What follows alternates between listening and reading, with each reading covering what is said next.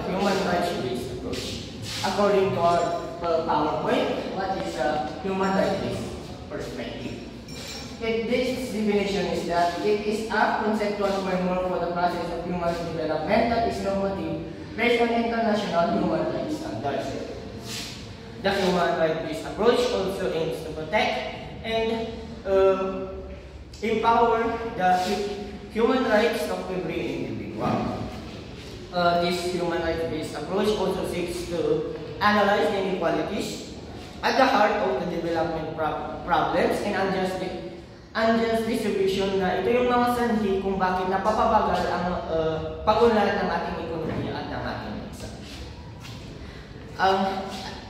Dito din sa human rights-based approach, dapat lahat ng mga plano, policies, and laws na ginagawa ng ating pamahalaan ay naaayos sa human rights-based approach na dineklara ng United Nations. Ang human rights approach din meron dineklara noong 2003, which is the common understanding to human development cooperation na may sinagawa o may sinabi silang 3 essentials na parte ng human rights approach na dapat ay natin sinusunod. Una na dito ay dapat lahat ng programa, mga policies or services na isinasagawa ng ating mga pamahalaan ay dapat pinopromote at pinoprotektahan nito ang human right ng bawat individual. Pangalawa na ay dapat ang mga approaches o human right instrument na sinasagawa ng ating pamahalaan sa unang mga nagpapatupad ng mga programa ay dapat naayon sa principle na idineklara o ginawa din ng Universal Declaration of Human Rights. Ang pangatlo naman dito ay dapat yung development ay nakakatulong ito para ma-improve or ma-develop ang mga kakayahan ng mga duty bearers at dapat din ay natatanggap ng mga human rights bearers ang kanilang mga rights. Under this human rights approach, meron din tayong mga panel principle. Ang una na nakalagay sa ating panel principle is the participation. Ano nga ba ang ibig sabihin ng participation? Ang participation ay ito yung dahilan. Ito yung sinasabi nito na dapat lahat ng mga pwedeng masangkot sa mga sinasagawang laws ay meron silang rights or karapatan na makilahok sa mga meeting or the discussion about that policy, certain policy. For example, is that kung meron lang silang law or program o services na isasagawa para sa mga senior citizen ang senior citizens group ay meron silang karapatan upang makilahok sa meeting of discussion. Kung baga ay mabibigyan sila ng seat sa discussion regarding the policy or laws, programs man or services na isasagawa nila para sa mga senior citizens. Same din ito kung pag tayong mga estudyante, kung meron din isasagawang policies or laws para sa ating mga estudyante, ay tayong mga estudyante ay meron tayong right or karapatan na makilahok sa meeting or meron tayong seat of discussion para dito sa law na ito. Pwede natin sabihin ng ating mga yung mga idea natin or we have the right to object kung sa tingin natin ay law na ipapagawa nila ay hindi naaayon sa ating rights as students. Pangalawa ay accountability. Ano nga ba ang accountability? Isa din na related dito sa accountability which is the transparency.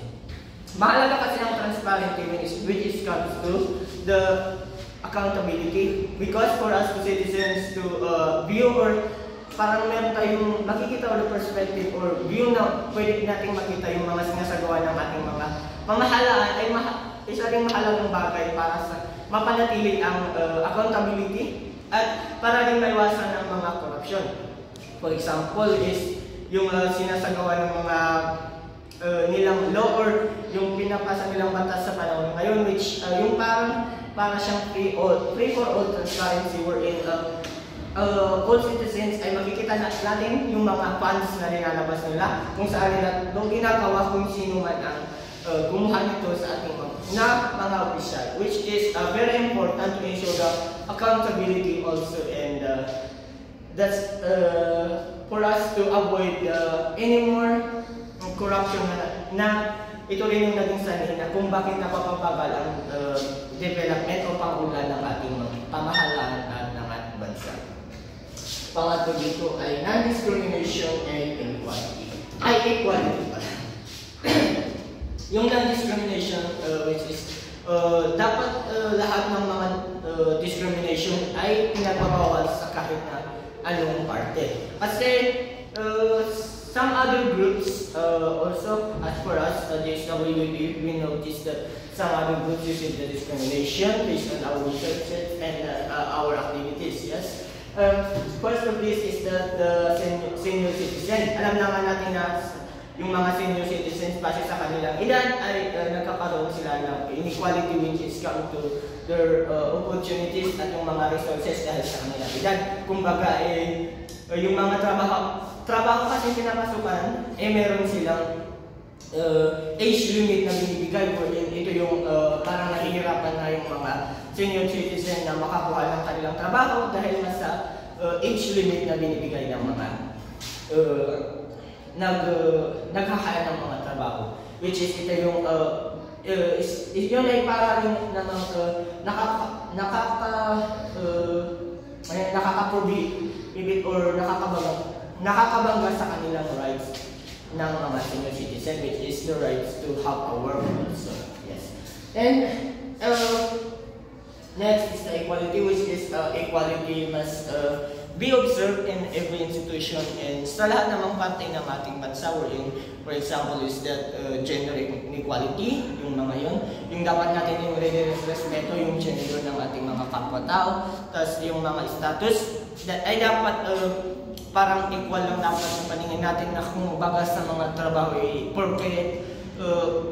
porque mataas yung kanilang rango, siya yung inuuna natin sa mga services na pinuprovide natin, which is wrong. Dapat pare-parehas pa rin yung pagtingin natin sa mga tao regarding on their status, background, gender, and ethnicity. And next is the empowerment.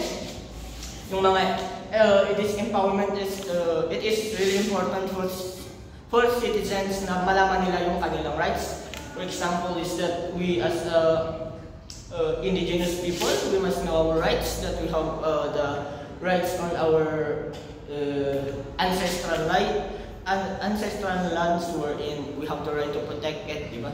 For example, dito is yung nangyayari ngayon sa mining sa Mangkayan Benguet and Nueva Ecija, wherein yung mga idols or in the Igorots in the Benguet, pinagalaman nila yung rights nila kontra sa large scale mining. Kaya ito yung isa rin importanteng malaman natin yung kanilang rights for them to have knowledge and dapat malaman nila na meron silang rights na ipaglaban yung kanilang sariling lupa as vested upon on the indigenous people rights noong sinagawa yun sa or the April law. And sa legality, dito sa legality is which is more directed para sa mga duty bearers na kung saan yung mga duty bearers dapat for example as social work, as we working on our client, we must not hindi dapat natin binabangga or hindi dapat natin parang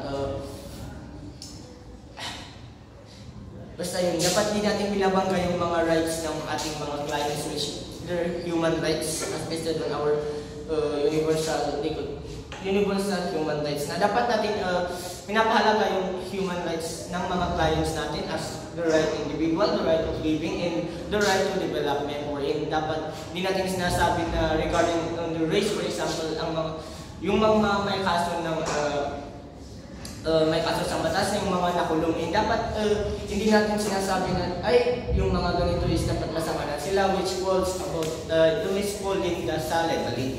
Dapat pa rin ay rin-respeto natin sila at nire-respeto natin ang kanilang right for development. And yun nga po. So next is, how is the right-based perspective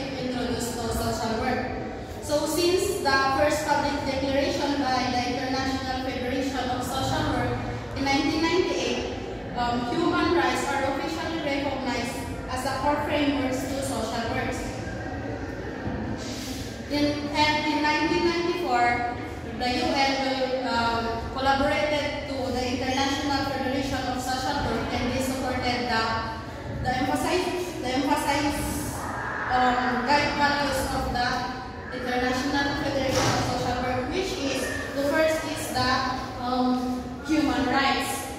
Human rights is to recognize the inherent value of every person, regardless of their sex, nationality, or their other status. Next is the social justice, which is to be fair distribution of wealth, opportunities, and privilege within the society, ensuring that everyone has equal access to resources and opportunity. Third is respect for diversities, which is you have the acceptance and appreciation of differences among all the people, whether their culture, religion, gender, abilities, and their background. You have to treat everyone with fair and without prejudice. Number 4 is the collective responsibility, which is to acknowledge the role of society and governments in ensuring human rights are respected, protected, and fulfilled with everyone. So basically, human rights perspective in social work, this is the way of understanding and doing social work as well. This focuses on the idea that everyone has fundamental human rights. Ang ibig sabihin lang po dito ay every person has rights simply by being human. Sila po ay entitled sa anumang mga essentials at necessities, kagaya lamang ng mga resources at ang kalayaan. This also includes things like food, shelter, tahanan, or a safe place to live, and access to education and healthcare. Social workers act on this as a champions for these rights. Ang ibig sabihin po lamang dito ay ang social worker ay tumutulong sa mga tao para maka-access sa mga resources na ito. And they make sure that every rights are respected so they can live a life with dignity and respect. They also advocate for policies that ensure all families can access nutritious food that addressing issues beyond just the individual family. A great example of this is families struggling to afford for their children because of poverty. Without right-based perspective, ang social worker ay ang ginagawa nito ay tinutulungan nila ang isang pamilya sa pamamagitan ng one-time donation lamang po at hindi po ito pang long-term.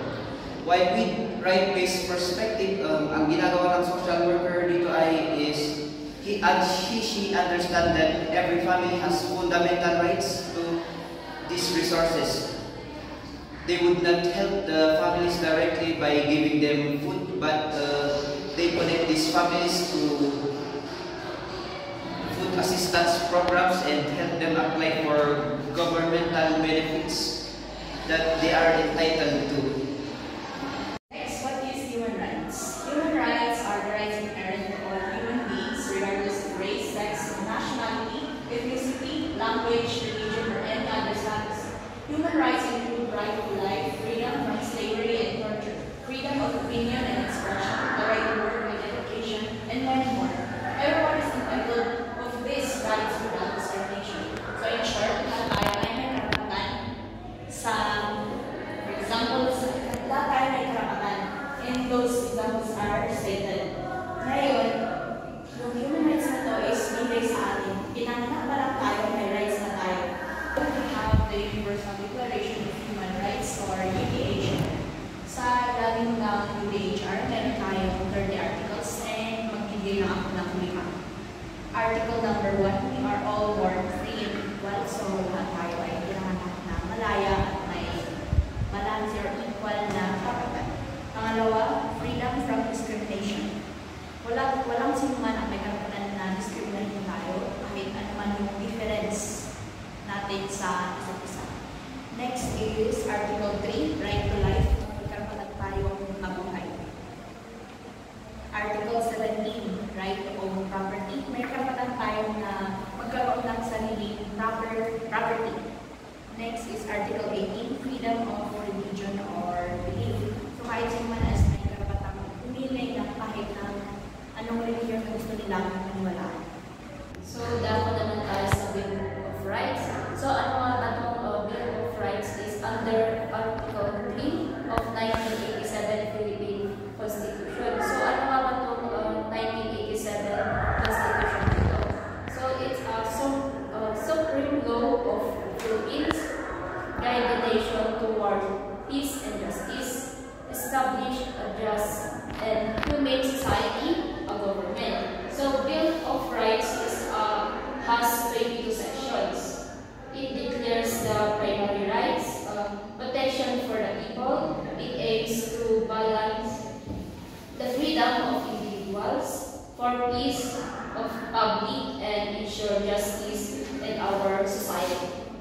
So, halimbawa ng Bill of Rights 1987 Constitution ay Article 3, Right to Life.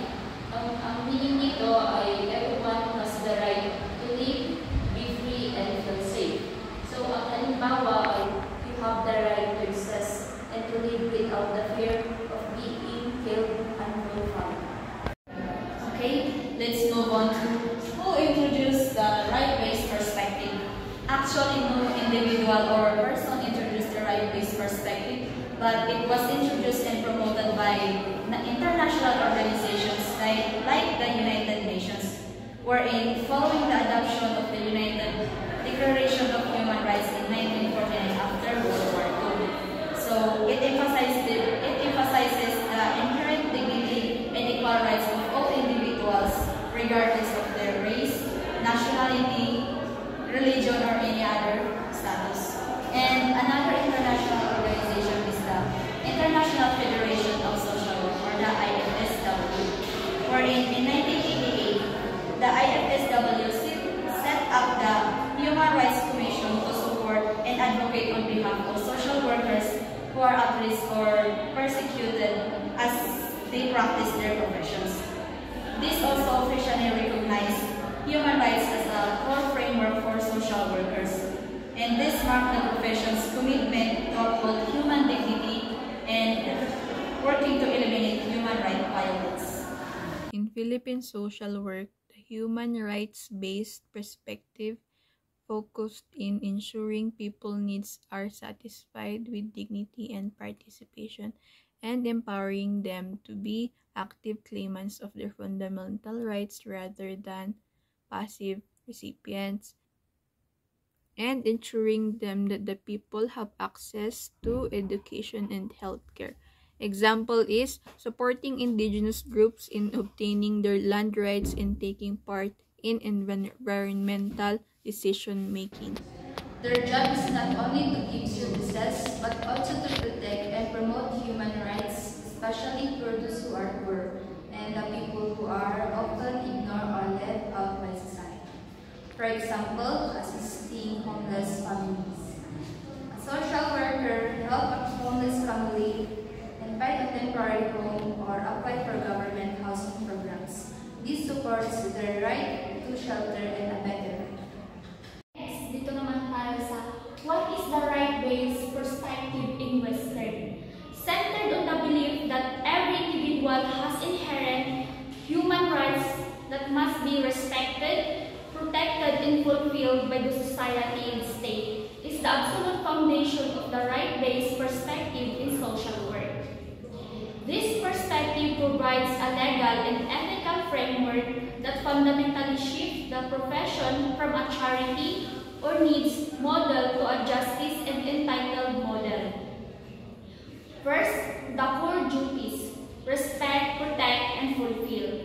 This three-part framework is the main how-to for applying human rights. Social work, especially when it acts on behalf of the state, is directly implicated in these duties. To respect rights. This is a negative duty. It means the state and its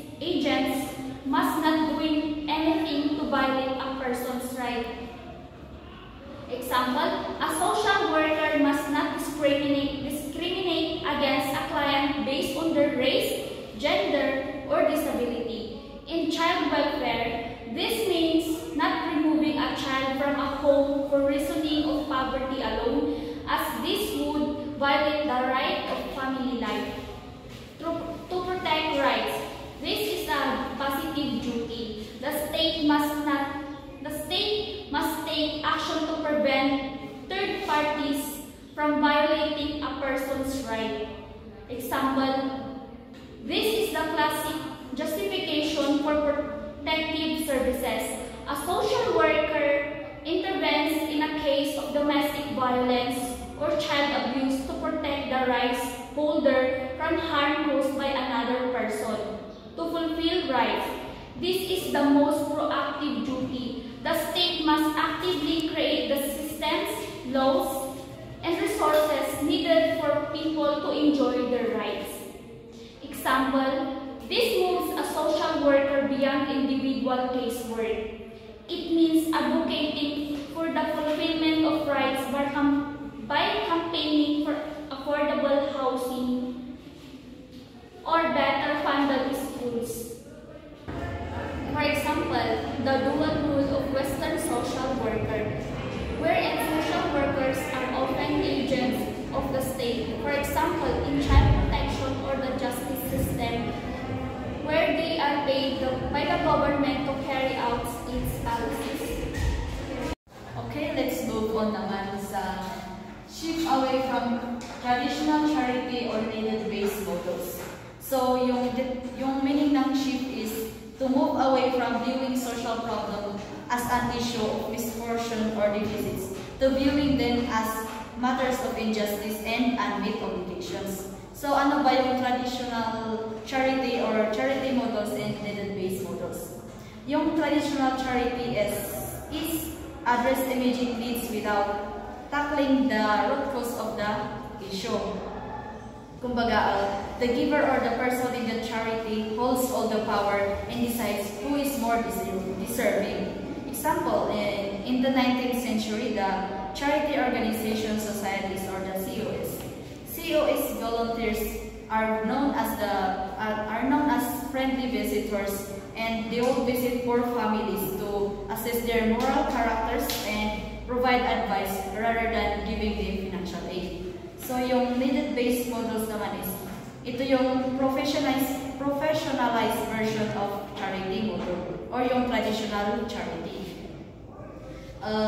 Social worker identifies a deficit or need in client, wherein the client needs to submit paperwork to show they are really poor person or poor enough for food stamp.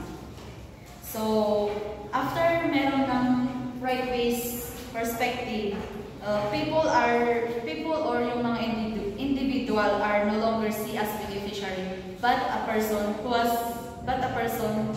is a right holders or meron na silang legal rights. And yung state is duty bearer na sila yung may legal obligations to respect, protect, and fulfill those rights. And it integrates human rights principles into various practices areas such as poverty reduction, child welfare, elder care, healthcare, and mental health services. So, dito naman sa integration to human rights, social workers applies human rights to ensure people entitlement rather than just meeting their needs. So, example sa poverty, yung mga poor people, they have the right to have adequate standard of living. Sa child welfare naman is, yung mga bata, they have the right to protection from harm. For older adults naman is, or for older adults or the elder care is, right to dignity and autonomy. Sa healthcare and mental health naman is, right to accessible quality care and right to non-discriminatory support. I will also give another example. Support for migrant children. This is in Europe.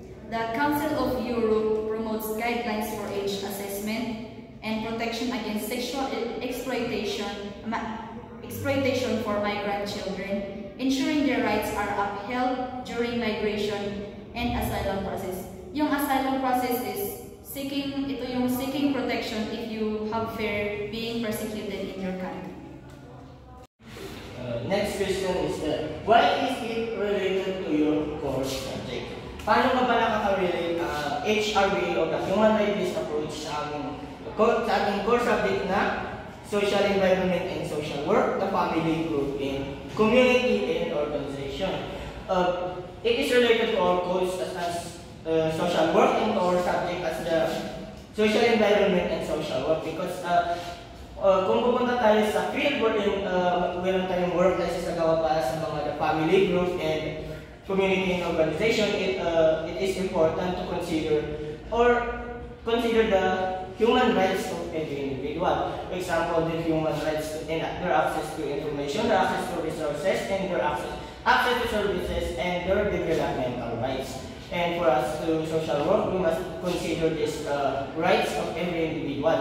At dapat din, we must not breach their human rights. Kumbaga, hindi tayo dapat gagawa ng mga bagay na hindi naaayon sa kanilang human rights or nalalabag ang kanilang human rights. Kaya, it is much related to our course and to our course subject. Na sinasabi na, kung magtrabaho na tayo sa field natin wherein we work the individual, group man yun, family, or organization, I think it is important to consider the rights of an individual and maintain equality, empower the people also, and also provide or have accountability in every work and program and services that we must provide.